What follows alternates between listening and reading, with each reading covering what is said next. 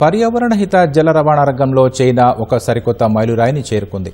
దేశంలోనే మొట్టమొదటి అతిపెద్ద 2000 టన్నుల సామర్థ్యం గల హైడ్రోజన్ ఇంధన కార్గో నౌకను గువాంగ్ డాంగ్ ప్రావిన్స్లో విజయవంతంగా లాంచ్ చేసింది. ఈ హైడ్రోజన్ కార్గో నౌకకు యుంటావో 1 అని నామకరణం చేశారు. పెద్ద నౌకల కోసం హైడ్రోజన్ ఆధారిత పరికరాలను అభివృద్ధి చేయడంలో చైనా సాధించిన అతిపెద్ద విజయం ఇదే. ఈ నౌక దాదాపు 70 మీటర్ల పొడవు ఉంటుంది.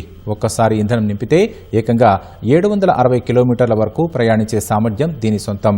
ప్రయాణంలో ప్రతి 1 కిలోమీటర్కు ఇది కేవలం 1 కిలోగ్రాము హైడ్రోజన్ను మాత్రమే వినియోగిస్తుంది.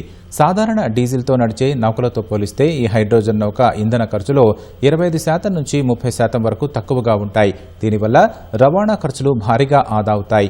అత్యాధునిక సాంకేతికతతో పూర్తి స్వదేశీ పరిజ్ఞానంతో రూపొందించిన ఈ నౌక ఎలాంటి కర్బన ఉద్గారాలను విడుదల చేయదు.